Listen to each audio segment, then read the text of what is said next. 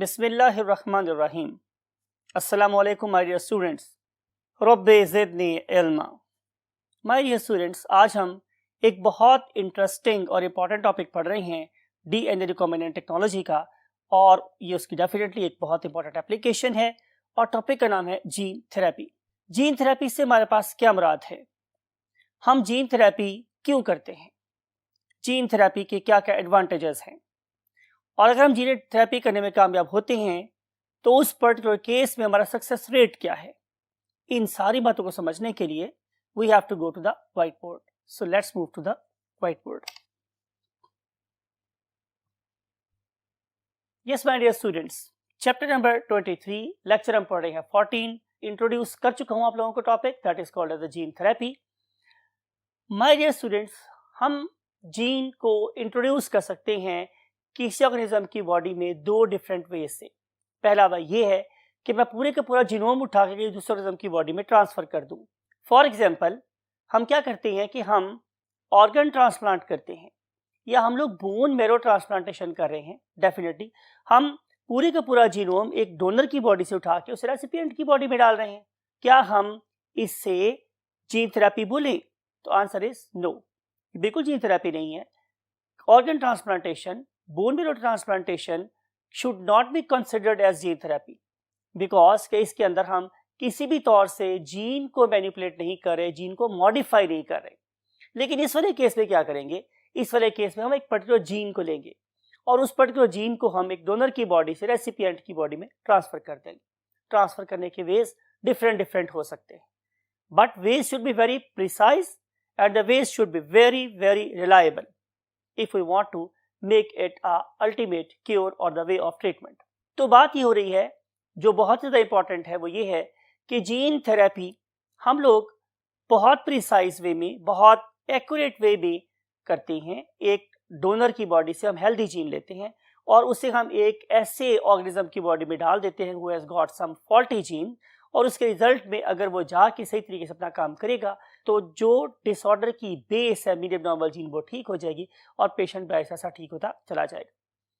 अब gene therapy को हम डिफाइन कैसे करते हैं, इसके लिए let's see the white board.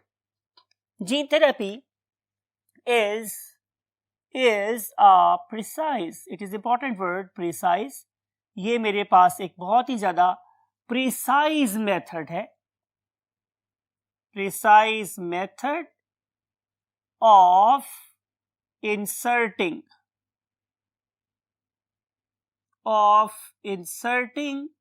a healthy gene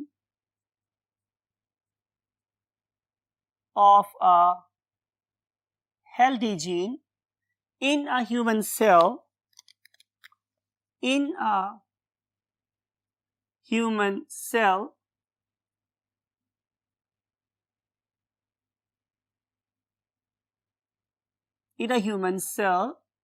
having a therapeutic approach.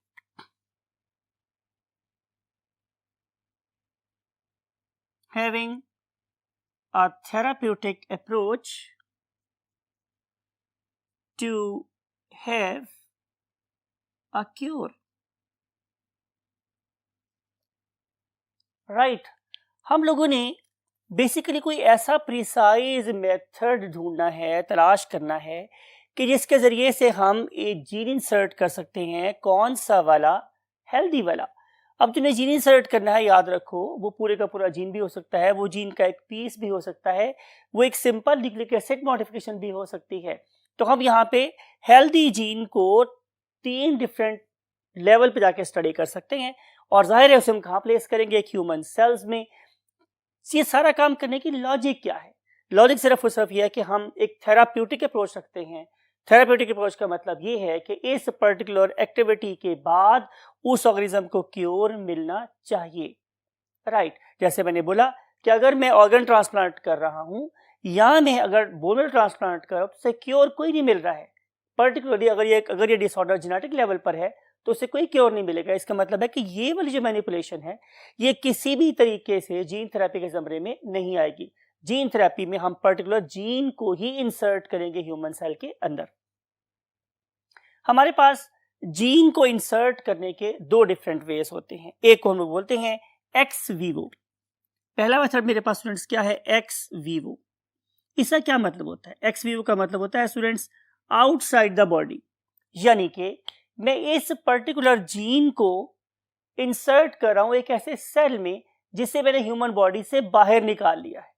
अगर मैं ह्यूमन बॉडी में से सेल्स को बाहर निकालता हूं, उन्हें मैनिपुलेट करता हूं, उसे ठीक करता हूं और ठीक करने के बाद दोबारा से इंसान की बॉडी में रिटर्न कर देता हूं, तो ये प्रोसेस कहलाएगा एक्स वीवो।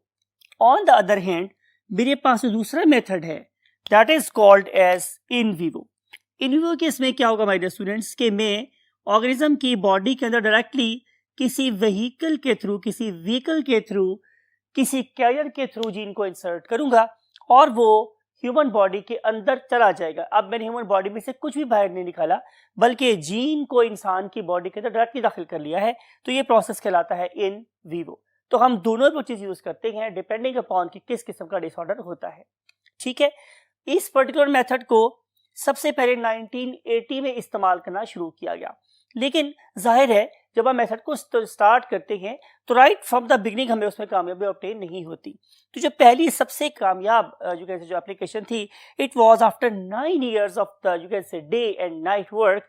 तो 1989 में फिर हम लोग सबसे पहली चीज में कामयाब हुए कि हम एक जीन को इंसर्ट करने में और ट्रीट करने में कामयाब हुए। ये जो काम था ये हुआ national institute of health sciences में हुआ था और इसको जो करने वाले साइंटिस्ट का नाम था मार्टिन कैलिन, राइट।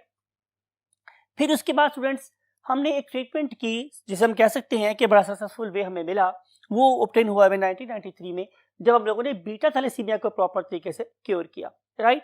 तो ये तीन बड़े इंपॉर्टेंट लैंडमार्क्स हैं regarding the history of what gene therapy, कि इस वक्त हमने जीन थेरेपी को प्रॉपर स्टार्ट किया था, लेकिन हमारी जो सबसे पहले कामयाबी थी वो 1989 में मिली। और इन विवो ट्रीटमेंट का जो सबसे पहला सोमैटिक सेल के ऊपर जाके हमने काम किया था वो 1993 में किया था। फिर इसके अलावा हम लोगों ने और मेथड इस्तेमाल किया। उस मेथड को इस्तेमाल करने के बाद हम लोगों ने प्रॉपर जो ब्रेन के ट्यूमर सेल्स थे उनको भी इसी जेनेटिक जीन थेरेपी के थ्रू ट्रीट करने में कामयाब हुए। अब देखते हैं यह है कि आप लोगों की बुक में कौन कौन से एग्जाम्पल गिवन हैं। तो जो पहली एग्जाम्पल आपकी बुक में गिवन है, it is regarding the SCID. SCID क्या होता है students? Severe combined immunodeficiency syndrome. अभी जो सीवियरली कंबाइंड है इसका मतलब है कि यहाँ पे बहुत सी चीजें हैं वो बहुत सीवियर वे में इकट्ठी हो गई हैं, लेकिन इन पर्टिकुलर डिजीजेस के इकट्ठा होने की वजह क्या है कि इसके अंदर इम्यूनोडेफिशिएंसी है। याद रखने वाली बात यह है कि ये इम्यूनोडेफिशिएंसी बाय बर्थ है, it is not like AIDS. आपको पता है एड्स क्या था? वहां पे हमने एक्वायर की थी इम्यूनोडेफिशिएंसी, लेकिन यहाँ पे ये बाय बर्थ चल रही है। उसकी वजह मेरे पास क्या है? यू नो वेरी वेल कि हमारे पास दो किस्म के क्या होते हैं, सेल्स होते हैं जो हमारे इम्यूनिटी में बहुत स्ट्रॉन्ग रोल प्ले कर रहे हैं। यू नो अल्हम्दुलिल्लाह हम पाकिस्तान में रहते हैं जहाँ पोल्यूशन का लेवल वेरी हाई, जहाँ पे एनवायरनमेंट अल्हम्दुलिल्लाह बहुत ज़्यादा पोल्यूटेड, जहाँ पे हमारे यहाँ थूकने वालों की और जुकाम को जगह जगह फेंकने वालों की कोई कमी नहीं है। इसका मतलब ये होगा कि हमारे पास सराउंडिंग में बहुत ज़्यादा इनफ्लक्स है वायरसेस का और बैक्टीरिया का। तो जब इतना ज़्यादा हॉस्टाइल एनवायरनमेंट आपके गिर्द है तो फिर आप सेहतमंद कैसे रहते हैं? तो आंसर इज वेरी सिंपल कि आप लोगों को अल्लाह ने ऑर्गेनिकली डिजाइन किया है और आप लोगों को एक बहुत ही सुपर किस्म के डिफेंस सिस्टम से नवाजा है, जिसके अंदर दो इंपॉर्टेंट सेल होते हैं, एक को हम बोलते हैं बी सेल्स और एक को हम बोलते हैं टी सेल्स, राइट। अगर आप लोगों के बी सेल्स और टी सेल्स सही काम कर रहे हैं तो आप सही सलामत रहेंगे, आप सेहतमंद रहेंगे। लेकिन जो ही आप लोगों का इम्यून सिस्टम थोड़ा सा वीक होगा, ये वाले जर्म्स आप पे चढ़ दौड़ेंगे और आप within no time you will go to the grave. तो फबिअय्यि आलाइ रब्बिकुमा तुकज़्ज़िबान, इवन आप बी सेल्स और टी सेल्स की नियमतों को भी नहीं झुटला सकते। शायद आप एक दिन भी तंदुरुस्त ना रहें अगर आपकी बॉडी में बी सेल्स और टी सेल्स काम ना कर रहे हों। लेकिन look at this person who is suffering from SCID, it is severely combined immunodeficiency syndrome है। He is basically suffering from a disorder. वो डिसऑर्डर क्या है कि उनके पास एक एंजाइम नहीं बनता, बाय बर्थ उनके यहाँ एक एंजाइम नहीं बनता, and that very enzyme is called as ADA enzyme. ADA stands for adenosine deaminase, you can say enzyme, right? A stands for adenosine, D stands for D and A stands for aminase. आपको पता है कि जो adenosine है it is basically a nitrogenous base, right? और जो nitrogenous base है ये डेफिनेटली पॉइजनस होगी इस पर्टिकुलर सेल के लिए। तो करना क्या है कि इस पर्टिकुलर एडिनोसिन के ऊपर से हमने अमाइनो ग्रुप को रिमूव कर देना है। जब अमाइनो ग्रुप को रिमूव करने में कामयाब हो गया हूं तो अब इसका टॉक्सिसिटी लेवल कम हो गया है। अगर टॉक्सिसिटी लेवल कम नहीं होगा तो इस ऑर्गेनिज्म की बॉडी के अंदर जो बी सेल्स और टी सेल्स है वो कभी मैच्योर नहीं होंगे। इन पर्टिकुलर सेल्स को मैच्योर होने के लिए अड्डा मींस एडीए एंजाइम का सही तौर से काम करना जरूरी होता है। तो इसको देखना ये है कि हम इसको ट्रीट कैसे करते हैं। आपको कॉन्सेप्ट समझ आ गया कि why there is a set and what is there basically logics के ये क्यों बेचारे इस पर्टिकुलर डिसऑर्डर का शिकार हो जाते हैं। आइए देखते हैं कि हम इसको ठीक कैसे करते हैं।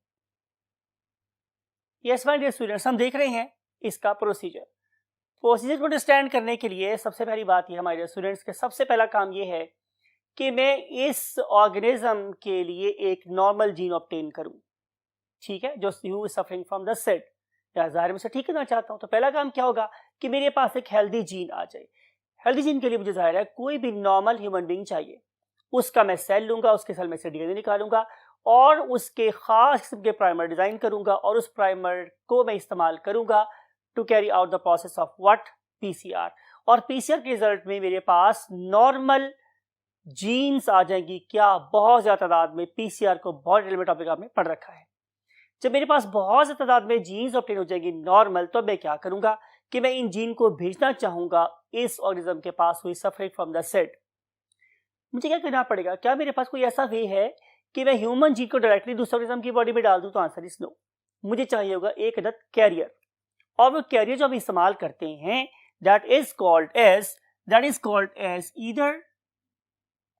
either it is called as retrovirus or it is called as adenovirus, right. अब देखना यह है कि हम कौन से केस में कौन सा वायरस इस्तेमाल करेंगे। अगर मैं ये चाहता हूं कि मेरा gene of interest human DNA का पार्ट ना बने तो मैं इस्तेमाल करूंगा रेट्रोवायरस। लेकिन अगर मैं ये चाह रहा हूं कि ये जीन मुस्तकिल तौर पे जाके मेरे क्रोमोसोम का पार्ट बन जाए तो मैं क्या करूंगा? मैं इस्तेमाल करूंगा एडिनोवायरस। तो पहली बात आपको समझ आई। पहला स्टेप क्या था कि आप एक नॉर्मल जीन गेन करें। दूसरा स्टेप मेरे पास क्या है कि मैं उसको इसमें से किसी वायरस की बॉडी का पार्ट बना दूं। लेकिन माय डियर स्टूडेंट्स, ये भी तो पॉसिबल है कि ये वाले रेट्रोवायरसेस और एडिनोवायरसेस जाके मेरी बॉडी में कोई और डिजीज शुरू कर दें। तो हम साइंस के लोग क्या करते हैं, हम बहुत वाइजली खेल रहे होते हैं। हम इन पर्टिकुलर वायरसेस के डिजीज कॉजिंग जीन के फ्रेगमेंट्स को काट देते हैं। तो जब मैं रेट्रोवायरसेस के जीन इन्फेक्शियस जीन को भी कट कर दूंगा और एडिनोवायरस के इन्फेक्शियस जीन को भी कट कर दूंगा तो बाकी बच जाएगा मेरे पास एक नॉर्मल वायरस, ठीक है। मैं इस पर्टिकुलर डीएनए के साथ, किसके? वायरस के डीएनए के साथ अपना जीन ऑफ इंटरेस्ट बाइंड कर दूंगा। बाइंड करने के बाद मैं दोबारा से इस जीन को वायरस की बॉडी में एंटर कर दूंगा। Now it is a infectious particle who has got a normal human gene। फिर मैं इसे कहूंगा कि अब तुम जाओ और जाके क्या करो, उस पर्टिकुलर ऑर्गेनिज्म के सेल्स के ऊपर चले जाओ कि जिन who is suffering from SID। सवाल ये है कि क्या मैं इन पर्टिकुलर वायरसेस को डायरेक्टली उसकी बॉडी में डालूंगा? तो आंसर इज नो। इस पर्टिकुलर केस में मीन SID के केस में हम टेक्निक यूज करते हैं that is called as ex vivo. Ex vivo का मतलब मेरे पास क्या होता है, यानी कि इस वाले केस में मैंने सिड वाले पर्सन की बॉडी में से स्टेम सेल्स को निकालना है। सवाल यह है कि आखिर मैं स्टेम सेल्स को ही क्यों निकालना चाहता हूं? तो आंसर यह है कि stem cells can give rise to many other types of the cells. अगर मैं एक स्टेम सेल को ठीक करता हूं तो मैं बहुत सारे सेल्स की फाउंडेशन को ठीक कर देता हूं और उससे बनने वाले सेल्स क्या होते हैं? सारे के सारे हेल्दी होते हैं। इसलिए जो अप्रोच इस्तेमाल की जाती है वो क्या है कि हम स्टेम सेल्स को पेशेंट की बॉडी में से निकालें। उसके लिए हमें पेशेंट को ऑपरेशन थिएटर में बनाना पड़ता है, उसको एनेस्थीसिया देनी पड़ती है और हम उसके स्टेम सेल्स को वहां से आइसोलेट कर लेते हैं। Once we have got the stem cells तो हम उन्हें खास सोल्यूशन में प्लेस करते हैं जहां वो इंसान की बॉडी से बाहर भी जिंदा रहते हैं। It is important to note. फिर हम क्या करेंगे, हमने ऑलरेडी जेनेटिकली मॉडिफाइड वायरसेस बनाए हुए हैं, हम उन पर्टिकुलर वायरस को कहेंगे कि go and attack the stem sales. वो क्या करेंगे, डिपेंडिंग अपॉन कि रेट्रोवायरस है या एडिनोवायरस है, वो उस पर्टिकुलर स्टेम सेल्स को अटैक करेंगे, या तो उस पर्टिकुलर जीनोम के बाहर रख के अपना काम करेंगे और या फिर जैसे मैंने बोला कि वो इंसान के डीएनए में शामिल हो जाएंगे और ये काम करना शुरू कर देंगे। Once they have got the normal gene, तो उसके रिजल्ट में फिर क्या होगा कि उनके पास अब ADA एंजाइम आ जाएगा। जाहिर है जब उनके पास एंजाइम आ गया ADA, तो इसका मतलब ये है कि अब उनके जो T सेल्स थे और जो उनके पास क्या स्टूडेंट थे B सेल्स थे, now they can undergo the process of maturation.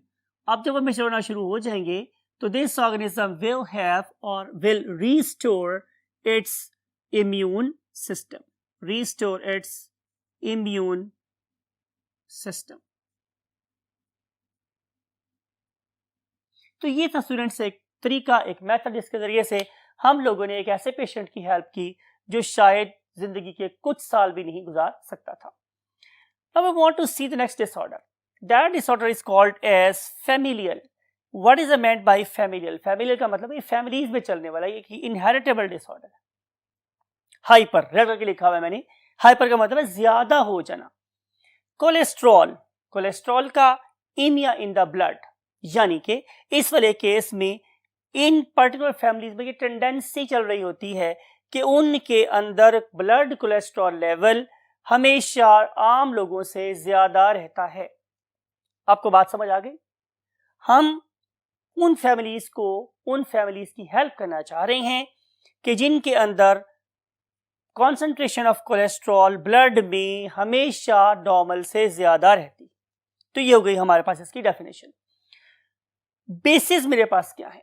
आपको नजर आ रहा है कि we are moving into the liver of an organism. होता यहां पर ये है हमारे स्टूडेंट्स कि जो कोलेस्ट्रॉल है उसकी मेटाबॉलिज्म हमारे लिवर सेल्स में होता है। कहां होता है? लिवर सेल्स में। लेकिन जैसे वही बात है कि अगर मेरे सामने तमाम किस्म की नियमतें पड़ी हों लेकिन मेरे हाथ बांध दिए जाएं तो डेफिनेटली वो चीजें मेरे मुंह में खुद ब खुद उड़ के नहीं जा सकती। या तो मैं खुद नीचे मुंह करके खाऊंगा उनको और या फिर कोई बंदा मेरे मुंह में डालेगा। यहाँ पे प्रॉब्लम ये आती है कि लिवर सेल के ऊपर वो वाले हैंड्स नहीं बनते जिन्होंने कोलेस्ट्रॉल को पकड़ के सेल्स के अंदर डालना था और उनका मेटाबॉलिज्म होना था। तो जब इनके लिवर के सेल्स के ऊपर कोलेस्ट्रॉल बाइंडिंग रिसेप्टर नहीं होंगे बाय बर्थ, तो definitely cholesterol will stay in the blood, it will not go into the liver cells and it will not be metabolised. तो ये है उसकी बेसिस। अब अगर कोलेस्ट्रॉल इस पर्टिकुलर पर्सन की बॉडी में ज्यादा स्टे करता है तो उसका डिसएडवांटेज क्या है? भाई डिसएडवांटेज यही है कि जाहिर है, याद करें हमने चैप्टर नंबर 14 में पढ़ा था कि इस पर्टिकुलर केस में जो कोलेस्ट्रॉल है it will become to accumulate along the walls of the arteries and veins. तो जब आर्टरीज और वेन्स के ऊपर कोलेस्ट्रॉल डिपोजिशन होगी तो क्या होगा? पर्टिकुलरली माय डियर स्टूडेंट्स, अगर ये वाला काम बहुत तेजी से हुआ coronary you can say artery के अंदर या कोरोनरी वेन के अंदर, तो जाहिर है वो तेजी से डायमीटर उसका नैरो डाउन होगा और उसके रिजल्ट में इस पर्सन को स्ट्रोक होगा, कार्डियक अरेस्ट होगी और ये बंदा अल्लाह ताला के पास पहुंच जाएगा। ऐसा भी हो सकता है कि ये वाला काम हमारी किसी ब्रेन के साथ हो रहा हो तो हमारा क्या हो सकता है? हमें हेमरेज हो सकता है। अगर ये वाला काम रीनल आर्टरी के साथ हो रहा है तो हमारा किडनी फेलियर हो सकता है। तो इस लिहाज से कोलेस्ट्रॉल का बॉडी में ज्यादा हो जाना ये एक बहुत ज्यादा खतरनाक किस्म की बात थी। और इसका ट्रीट क्या था? ट्रीटमेंट मेरे पास स्टूडेंट्स ये थी कि हम इस पर्टिकुलर ऑर्गेनिज्म का क्या करें? पेट ओपन करें। तो जाहिर है इसके लिए हमें पेशेंट को अगेन ऑपरेशन टेबल पे बुलाना पड़ेगा और ओटी पे बुलाने के बाद हम क्या करेंगे? हम उसकी ओपन एब्डोमेन सर्जरी करेंगे और उसका छोटा सा एक लिवर का पीस बाहर निकाल लेंगे। ठीक है, अब जाहिर है ये वाली टेक्निक भी कौन सी होगी? जाहिर है एक्स वीवो। ये भी एक एक्स वीवो ट्रीटमेंट है, राइट। फिर अगेन हम लोग क्या इस्तेमाल करेंगे? वही वाले वायरस है, मे बी एडिनो वायरस और it may be the retrovirus, जिसके अंदर हम लोगों ने एक नॉर्मल हेल्दी पर्सन से कोलेस्ट्रॉल बाइंड करने वाले रिसेप्टर का जीन लिया हुआ है। मैं इसलिए बात को आराम से बोलूं ताकि आपकी ये बात आपके दिल में उतर जाए। खराबी कहां थी? लिवर सेल के ऊपर प्रेजेंट रिसेप्टर पे। इसकी बॉडी में वो रिसेप्टर नहीं बन रहे, तो मैं क्या करूंगा? मैं हेल्दी ऑर्गेनिज्म की बॉडी से वो वाला जीन निकालूंगा कि जो ये रिसेप्टर बनवाए। उसे किससे बाइंड करूंगा? जाहिर है या इस वायरस से या इस वायरस से। और मैं इन वायरस को कहूंगा गो and attack the liver cells, right? अब मेरे पास अगर ये जीन जाके एक्टिवेट हो जाती है तो क्या होगा कि उन मॉडिफाइड लिवर सेल्स के अंदर अब रिसेप्टर प्रोड्यूस होना शुरू हो जाएंगे, राइट? इन particular newly formed liver cells के अंदर अब नॉर्मल जीन्स एक्टिवेटेड हैं और वो अपना काम कर रहे होंगे। हम क्या करते हैं, हम पेशेंट को वापस बुलाते हैं और वापस बुलाने के बाद हम इस जेनेटिकली मॉडिफाइड लिवर के पीस को हेल्थी लिवर के साथ ग्राफ्ट कर देते हैं। जाहिर है इन सेल्स की एफिशिएंसी ज़्यादा है, जो पहले वाले सेल थे उनकी एफिशिएंसी कम है, तो आहिस्ता आहिस्ता आहिस्ता आहिस्ता जो नया लिवर होगा वो पुराने लिवर को रिप्लेस करता चला जाएगा। लेकिन जैसे बोलता हूँ कि हज़ारों साल नरगिस अपनी बेनूरी पे रोती है, ये काम इतना आसानी से नहीं होता, लेकिन बहाल इसमें सक्सेस रेट काफ़ी ज़्यादा हो चुका हुआ है। लेकिन सारी बातों के बाद आहिस्ता आहिस्ता आहिस्ता आहिस्ता लिवर के सेल्स उन पर्टिकुलर हाथों से नवाजे जाते हैं, उन्हें वो हाथ मिल जाते हैं जो इस पर्सन के ब्लड में से कोलेस्ट्रॉल को पकड़ें, उसे अपने लिवर सेल के अंदर लेके आएं, उसे मेटाबोलाइज करें और कोलेस्ट्रॉल को ब्रेक करते रहें ताकि कोलेस्ट्रॉल इनके आर्टरीज और वेसल्स में जमा ना हो और इनको हार्ट अटैक ना हो। तो इस तरीके से हमने इन पर्टिकुलर पेशेंट्स की हेल्प की who are suffering from the very very lethal disorder of hypercholesterolemia. देखते हैं पहला डिसऑर्डर क्या है और उसको हम कैसे ट्रीट करते हैं। जाहिर है मूव करेंगे next part of the board पर। Yes my dear students, another very very lethal disorder that is called as cystic fibrosis। जिक्र खैर हो चुका है आप लोगों से इस बीमारी का। इस पर्टिकुलर डिसऑर्डर में एक जीन खराब हो जाता है and that very gene is called as CFTR gene. CFTR gene, right?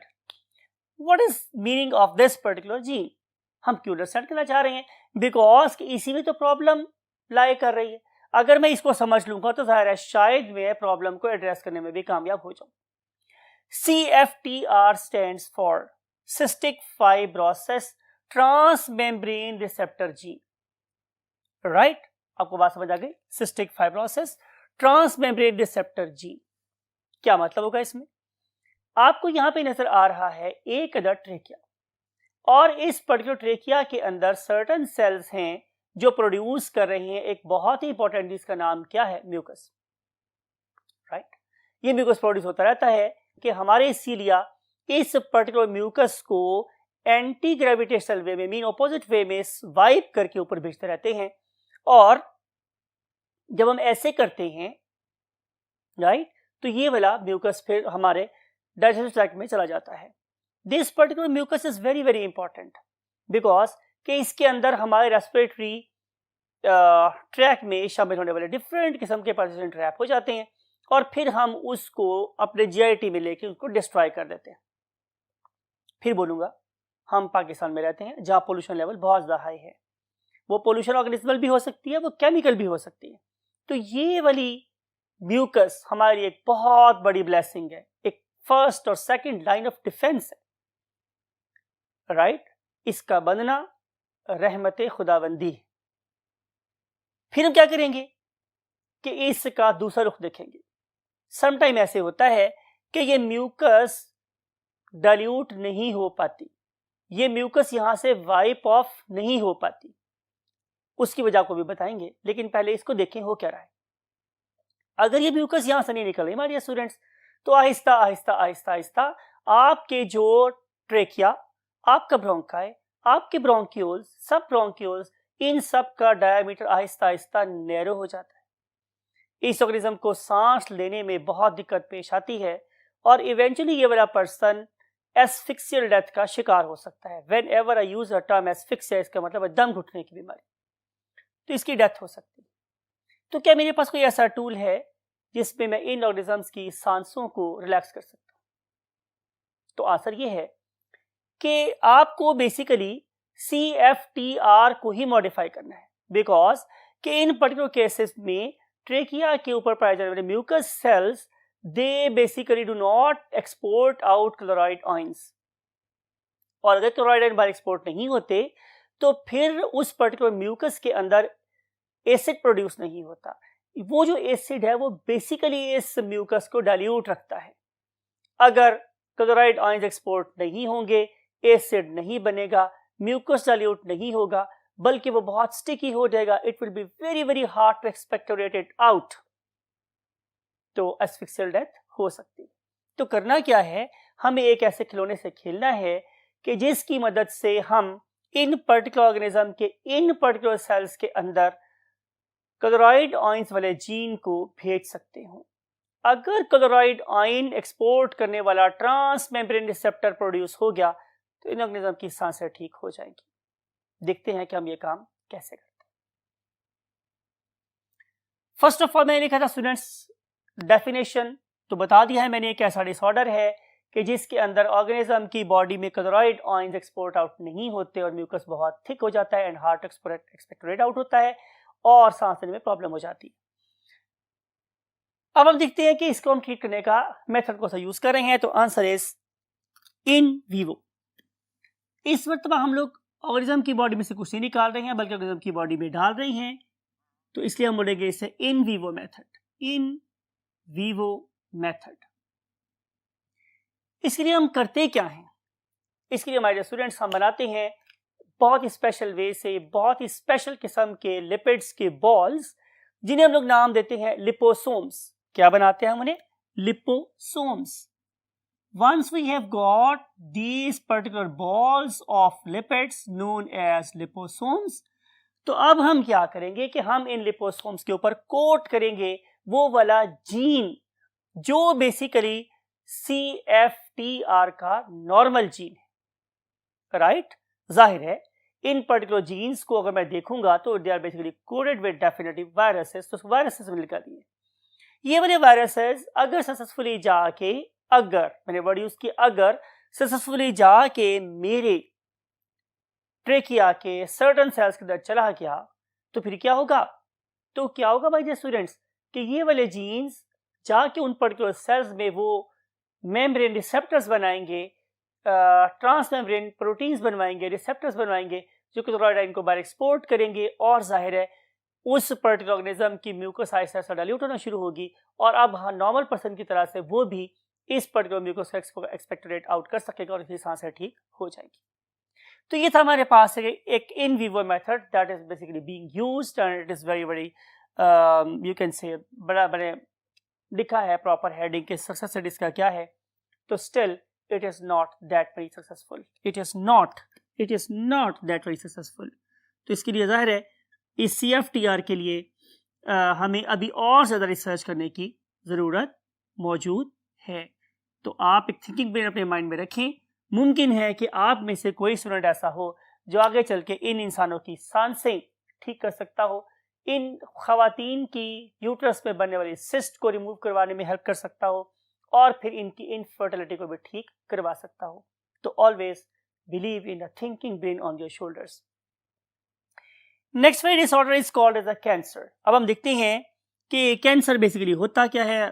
नई बात आपके लिए बिल्कुल नहीं है कि कैंसर में हम आमतौर पे देखते हैं कि जो सेल्स हैं they will become over productive, जरूरत से ज़्यादा बन रहे होते हैं, लेकिन जैसे मैंने को समझाया था कि ये सेल्स का ज़्यादा बनना कैंसर नहीं है बल्कि एब्नॉर्मल सेल्स का ज़्यादा बनना कैंसर है। तो अनकंट्रोल्ड प्रोलिफरेशन ऑफ अनडिफरेंशिएटेड और dedifferentiated cells is basically called as a cancer. तो कैंसर को अगर हम ट्रीट करने की बात करें तो हमारे पास डिफरेंट वेज हैं। यू नो कि हम बाज़ औक़ात ऑर्गन की सर्जरी कर देते हैं, उस पर्टिकुलर ट्यूमर को वहाँ से एक्साइज करके रिमूव कर देते हैं, लेकिन आपको पता है कि अगर खास तौर पे कैंसर मेरे पास मेलिग्नेंट टाइप का है, बहुत दफ़ा समझाया आपको, मेलिग्नेंट का मतलब है जड़ों वाला है। अगर खुदा ना खास्ता कैंसर जड़ों वाला है तो अगर इसका छोटा सा फ्रेगमेंट भी मेरी बॉडी में रह गया तो फिर ये क्या करेगा कि ये प्रोलिफरेट करना शुरू कर देगा और दोबारा से ट्यूमर ग्रो कर जाएगा। और ऐसा भी हो सकता है कि ये ट्यूमर ऑलरेडी क्या हो गया है, ये मेटास्टेटिक हो गया है, इस वजह से कैंसर जगह पे स्टार्ट हो सकता है। तो हमारे पास फिर और वे क्या बचता है कि हम सर्जरी के बाद एक काम और करें, और वो काम क्या कहलाता है? वो कहलाता है केमोथेरेपी। वो काम क्या होता है? केमोथेरेपी। अब जो केमोथेरेपी है ये एक ट्रीटमेंट है जिसमें हम सर्टेन किस्म के केमिकल्स को यूज करते हैं जो जाके हमारी ख्वाहिश ये होती है कि वो स्पेसिफिक सेल्स को अफेक्ट करे। लेकिन जाहिर है आप जब भी कोई केमिकल अपनी बॉडी में इंट्रोड्यूस करते हो तो उसके रिजल्ट में जो हमारे नॉर्मल सेल्स हैं वो भी रिस्पॉन्स शो कर रहे होते हैं। अब होता ये है कि जब हम केमोथेरेपी के लिए डोज सेलेक्ट करते हैं तो यूजुअली हम पेशेंट के वेट और टॉलरेंस के लिहाज से काम कर रहे होते हैं, लेकिन सेंसिटिविटी और tolerance it varies from patient to patient. तो क्या होता है कि बहुत से पेशेंट हमें नजर ऐसे नजर आते हैं जो बहुत ज़्यादा सेंसिटिव होते हैं, तो जो हम डोज बढ़ाते हैं तो उनके ऊपर फ़ायदा कम और नुकसान ज़्यादा होना शुरू हो जाता है। तो फिर क्या किया जाए? प्रॉब्लम को समझ आ गई ना कि intolerance to chemotherapy in certain patients, intolerance to chemotherapy in certain patients, ये बेसिकली हमारी प्रॉब्लम। तो फिर सोल्यूशन मेरे पास क्या है कि मैं कोई ऐसा जीन इंसर्ट करूं इन पर्टिकुलर पेशेंट्स के अंदर जो इन पर्टिकुलर पेशेंट्स की केमोथेरेपी टॉलरेंस को बढ़ा दे। और उस पर्पस के लिए डेफिनेटली हम अगेन जो मेथड इस्तेमाल कर रहे हैं वो इन वीवो मेथड ही है। इस वाले केस में भी हम वायरसेस इस्तेमाल करते हैं और केमोथेरेपी टॉलरेंस जो जीन्स हैं वो हम भेजेंगे जो हमारे सेल्स की मेम्ब्रेन्स को मॉडिफाई करेंगे और उनकी जो सेंसिटिविटी है टू केमोथेरेपी वो कम हो जाएगी। और एज अ रिजल्ट एडवांटेज मुझे क्या हासिल होगा कि अगर मैं अब केमोथेरेपी की डोज बढ़ा भी दूंगा तो ये पेशेंट्स ज़्यादा नुकसान में नहीं जाएंगे बल्कि ज़्यादा फ़ायदे में रहेंगे और आहिस्ता आहिस्ता ये कैंसर उनकी बॉडी में से ख़त्म हो जाएगा। बिकॉज के केमोथेरेपी में मैं हमेशा बोलता हूँ कि हमारी ख्वाहिश होती है कि मैं ऐसे केमिकल इंसर्ट करूं जो सेलेक्टिवली जाके कैंसर सेल्स को बाइंड करें और उन्हें ही ज़्यादा तेजी से किल करें। लेकिन ज़रूरी है कि उसके लिए पेशेंट के अंदर केमोथेरेपी की टॉलरेंस या बर्दाश्त होनी चाहिए। देखते हैं आगे क्या हो रहा है। इसके लिए मूव करेंगे last part of the board पर। Yes, my dear students, next disease is called as coronary angioplasty. अब कोरोनरी एंजियोप्लास्टी क्या होती है? आप लोग पढ़े लिखे बच्चे हैं, सबसे पहली बात आप समझ गए हैं कि हम एक ऐसी ब्लड वेसल की बात कर रहे हैं that pertains to heart. Coronary, आपको याद है coronary artery, coronary vein, right, supplying blood to the heart muscles and draining blood from the heart muscles, दोनों की बात हो रही है। समटाइम इसके अंदर क्या होती है? ऑब्स्ट्रक्शन आ जाती है, कोलेस्ट्रॉल लेवल बढ़ गया, हमने बहुत ज़्यादा खाया पिया। याद रखने वाली बात है ये फेमिलियल हाइपोकोलेस्ट्रोलेमिया का डिसऑर्डर नहीं है, नॉर्मल पेशेंट्स की बात हो। इतनी कोलेस्ट्रॉल खाई कि अल्टीमेटली वो कोलेस्ट्रॉल जाके हमारी कोरोनरी आर्टरी में जम गई और उसके रिजल्ट में कोरोनरी आर्टरी का डायमीटर बहुत ज़्यादा छोटा हो गया, हमारे हार्ट मसल्स को एस्कीमिया हो गया और अब ऐसा की डेथ स्टार्ट हो गई है। हम इस पेशेंट की हेल्प कैसे कर सकते हैं? By doing it's angioplasty. और एंजियोप्लास्टी के लिए हम करते क्या हैं कि हम लुक एट दिस, इस ऑर्गेनिज्म की बॉडी में किसी पर्टिकुलर वेन को क्या करते हैं? पंक्चर करते हैं और पंक्चर करने के बाद हम एक कैथेटर डालते हैं और वो जो कैथेटर होता है ये मूव करता है through the blood vessels. Look at this animation, नजर आ रही है आप लोगों को, ये मूव करता है और इवेंचुअली जाके हम देखते हैं कि किस पर्टिकुलर पॉइंट पे ऑब्स्ट्रक्शन है। वहां पे ये ऑटोमेटेड डिवाइस क्या करेगी कि उस पर्टिकुलर ऑब्स्ट्रक्शन को डिसॉल्व करेगी और सक करके बाहर निकाल देगी, राइट। तो बात ये है कि अगर ऐसा हो तो ये तो बड़ी अच्छी बात है और ऑलमोस्ट 90% केसेस में ये वाला जो मेथड है वो बिल्कुल कामयाब रहता है। लेकिन 10% केसेस में ऐसा भी होता है कि after catheterization this particular site become more susceptible to cholesterol, ठीक है। अब यहाँ पे कोलेस्ट्रॉल आके ज़्यादा तेजी से एब्जॉर्ब होना शुरू हो जाता है, जिसकी वजह से जाहिर है ये दोबारा से क्लॉग हो जाती है और बंद हो जाती है। इस पर्पज़ के लिए मुझे क्या करना चाहिए? जाहिर है मुझे इस पर्टिकुलर एरिया के सेल्स को मॉडिफाई करना है ताकि वो क्या करे, यहाँ पे कोलेस्ट्रॉल को दोबारा से एब्जॉर्ब ना होने दे या अटैच ना होने दे। उस पर्पज़ के लिए हम लोग क्या करते हैं? हम अगेन यही कैथेटर इस्तेमाल करते हैं। इसके ऊपर हम एक बैलून चढ़ाते हैं और ये जो बैलून होता है ये कोटेड होता है विद चीज that will make this particular cells less susceptible to the cholesterol. और हम उस पर्टिकुलर बैलून को that is coated with gene जब यहाँ पे जाके रिलीज कर देते हैं तो ये वाले जीन्स जाके उन पर्टिकुलर सेल से बाइंड करते हैं, उनकी ससेप्टेबिलिटी कोलेस्ट्रॉल कम कर देते हैं और अब इस पर्टिकुलर ब्लड वेसल के क्लॉग होने का चांस काफ़ी हद तक कम हो जाता है। सो इस तरीके से हम कोरोनरी एंजियोप्लास्टी में भी हम लोग क्या करते हैं? जीन थेरेपी की मदद से लोगों की हेल्प कर रहे होते हैं। Again it is an in vivo method, ये भी मेरे पास क्या है, एक इन विवो मेथड है, राइट। इसके अलावा इसका एक और काम भी होता है माय डियर स्टूडेंट्स, वो ये क्या है, वो काम ये है कि अगर ये वाली ब्लड वेसल यहाँ से बंद होना शुरू हो गई है तो क्यों ना ऐसा किया जाए कि हम इसको बाईपास क्या होता है आपको पता है, बिल्कुल आप पढ़े लिखे बच्चे हैं कि जो एक शहर के बाहर से रोड गुजरते हैं बाईपास रोड है। लेकिन इसका मतलब अगर मैं इस पर्टिकुलर जगह पे बार ऑब्स्टेकल को फेस कर रहा हूं तो क्यों ना ऐसा करूं कि मैं यहाँ पे एक ग्रोथ प्रोलिफरेशन जीन्स का कोड भी कर सकता हूं। यहाँ पे अगर मैं ऐसा करने में कामयाब हो जाता हूं तो उसके रिजल्ट में यहाँ पे लेटरली मतलब उस पर्टिकुलर ब्लड वेसल के साइडों पे और बहुत सी ब्लड कैपिलरीज बन जाती हैं जो इस पर्टिकुलर साइट पे ऑल्टरनेट रूट्स प्रोवाइड करती हैं, राइट। इसकी वजह से अगर ये वाली ब्लड वेसल बंद हो भी जाए तो भी कोई प्रॉब्लम वाली बात नहीं है, बिकॉज ऑल्टरनेट रूट से मेरे हार्ट मसल्स को ब्लड सप्लाई होता रहेगा। तो ये भी एक अप्रोच यहाँ पे पाई जाती है। अब देखना यह है कि आपकी बुक आखिर में बहुत और एग्जाम्पल्स को लिख रही है। फॉर एग्जाम्पल उसे लिखा है आप लोगों की बुक ने हीमोफीलिया के बारे में। किसके बारे में लिखा हुआ है स्टूडेंट्स? हीमोफीलिया के बारे में। तो जो हीमोफीलिया है ये आपको पता है कि ये एक ऐसा डिसऑर्डर है कि जिसमें क्या नहीं होता, एक्सीलेंट, हमारा ब्लड नहीं जमता। हीमोफीलिया में ऐसा ही हो रहा होता है। और अगर मैं ये चाहता हूं कि मैं एक ऐसे पेशेंट की हेल्प करूं who is suffering from haemophilia, तो मुझे बेसिकली क्या करना पड़ता है, रेगुलर डोजेस देनी पड़ती हैं। क्या देनी पड़ती है स्टूडेंट्स? रेगुलर डोजेस देनी पड़ती हैं। किस चीज की? Of the cells having missing clotting factor, having missing clotting factor। क्या मतलब हुआ? क्या मतलब हमारे स्टूडेंट्स? भाई सिंपल सी बात यह है कि मैंने इस पर्टिकुलर सेल को जीएमओ बना दिया है, जेनेटिकली मॉडिफाइड सेल बना दिया है, और अब इस जेनेटिकली मॉडिफाइड सेल के अंदर वो वाला क्लॉटिंग फैक्टर प्रेजेंट है कि जिसकी एब्सेंस की वजह से हीमोफीलिया हो रहा था।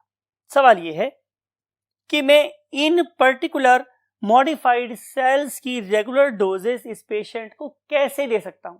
तो इसका आंसर यह है कि इन पर्टिकुलर जेनेटिकली मॉडिफाइड सेल्स को हम खास किस्म के ऑर्गन्स में रखते हैं, आर्टिफिशियल ऑर्गन्स में, जिन्हें हम लोग ऑर्गेनॉइड्स का नाम देते हैं। तो इन्हें हम प्लेस करते हैं इन ऑर्गेनॉइड्स, और ये जो फिर ऑर्गेनॉइड्स हैं इन्हें हम लोग ग्राफ्ट कर देते हैं। कहाँ ग्राफ्ट कर देते हैं? Into the abdomen. और ये जो एब्डोमेन में ग्राफ्टेड सेल्स हैं वो बार बार वहां से रिलीज होते रहते हैं और इन्हें वो वाली डोज मिलती रहती है, और ये पर्सन हीमोफीलिया का शिकार नहीं होते।